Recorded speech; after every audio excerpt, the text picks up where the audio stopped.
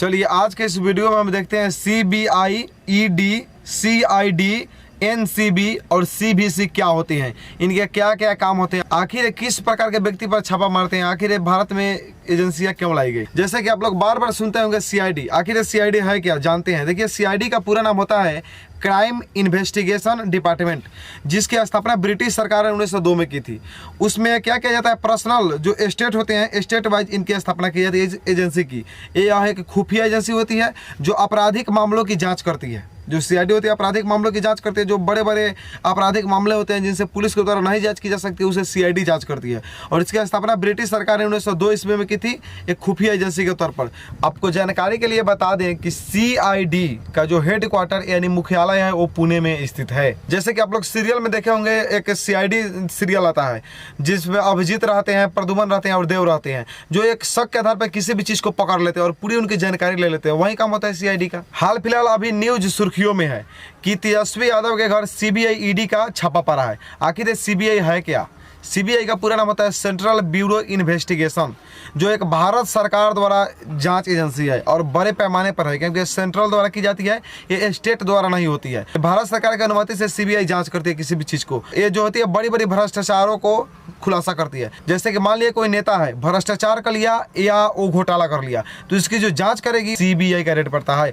और CBI जो होती है बड़ी बड़ी मामलों की जांच करती है, जो भारत सरकार द्वारा संचालित की जाती है। चलिए एक उदाहरण के माध्यम से समझते हैं। मान लीजिए थोड़ा देर के लिए कि हम मंत्री हैं और हम 10 करोड़ का कोई घोटाला कर दिए या भ्रष्टाचार कर दिए, तो इसमें जो हमारे ऊपर छापा पड़ेगी वो CBI, ED का छापा पड़ेगी, क्योंकि ये सेंट्रल लेवल का होता है, ये केंद्र लेवल का सब एजेंसी होती है। और ये CBI, ED की जो रेड पड़ती है वो बड़े बड़े नेता और बड़े बड़े भ्रष्टाचारियों के ऊपर पड़ती है, जिनके पास अवैध रूप से संपत्ति पाई जाती है, उनके ऊपर CBI, ED का छापा पड़ती है। जैसे कि हाल फिलहाल अभी तेजस्वी यादव के यहाँ पड़ी है। जैसे कि अभी हम CBI के साथ बार बार ED का नाम ले रहे हैं। आखिर ED ये क्या होता है, ED किस जानवर का नाम है, चलिए इसके बारे में जानते हैं।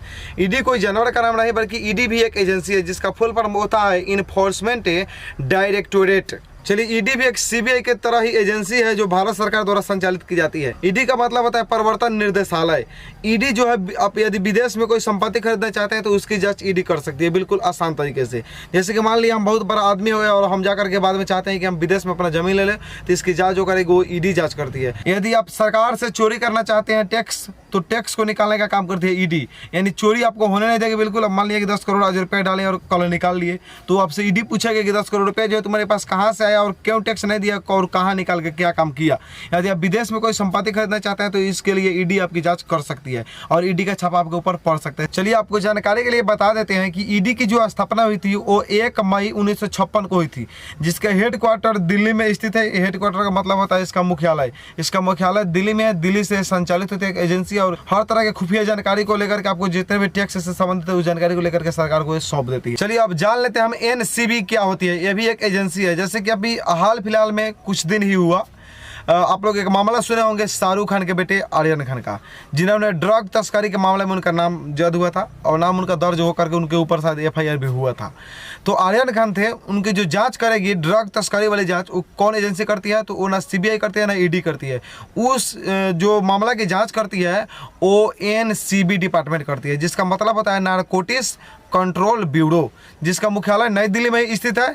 और यह स्पेशल ड्रग तस्करी और जितना भी इनलीगल चीज़ें हैं उनकी यदि आप दुरुपयोग करते हैं तो उनकी जांच करती है NCB डिपार्टमेंट। जैसे कि मान लीजिए शराब अभी बंद है बिहार में, और बिहार में यदि उसका कोई कालाबाजारी कर रहा है तो इसकी जांच जो है CBI नहीं करेगी, बल्कि इसकी जांच करेगी NCB डिपार्टमेंट, जो भारत सरकार के द्वारा ये चलाई जाती है। और इसका मतलब बता ही दिया आप लोगों को, नारकोटिक्स कंट्रोल ब्यूरो होता है। इस NCB की स्थापना भारत में 17 मार्च 1986 को की गई थी, जिसमें ड्रग तस्करी के मामला को पकड़ा जाता है। चलिए अब अगला बात जान लेते हैं हम कि CVC क्या होती है, आखिर ये जांच कैसे करती है। चलिए जानते हैं। CVC का पूरा नाम होता है सेंट्रल विजिलेंस कमीशन। इसका स्थापना जो हुई थी भारत में 1964 में हुई थी। ये काम क्या करता है कि भारत सरकार की जितनी भी गतिविधियां हैं, सतर्कता गतिविधियां, उन पर निगरानी रखता है।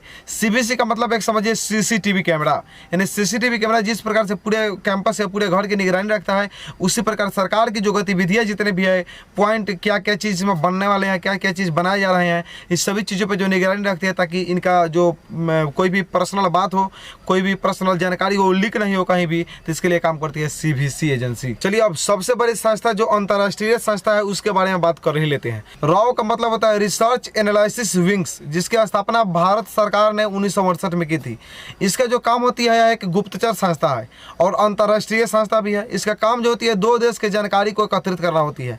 मान लीजिए कि भारत और पाकिस्तान में लड़ाई हो रही है, सपोज मान लेते हैं हम, रियल में ऐसा हो नहीं रहा है, और भारत और पाकिस्तान में लड़ाई हो रही है मान लिए, और पाकिस्तान की इसमें क्या कमजोरी है उसकी जानकारी देना भारत को जो जानकारी देगा वो रॉ देती है। अब इसका मुख्य काम क्या होता है, तो मुख्य काम होता है किसी भी जो आतंकवाद होता है उस आतंकवाद को रोकना रॉ का काम होता है। चलिए अब जानकारी एक और ले लेते हैं रॉ के बारे में। रॉ की जो निर्देशक है यानी डायरेक्टर है वो सामंत गोयल जी हैं, जो पंजाब कैडर के IPS अधिकारी भी रह चुके हैं। ये आपको जानकारी के लिए बता देते हैं।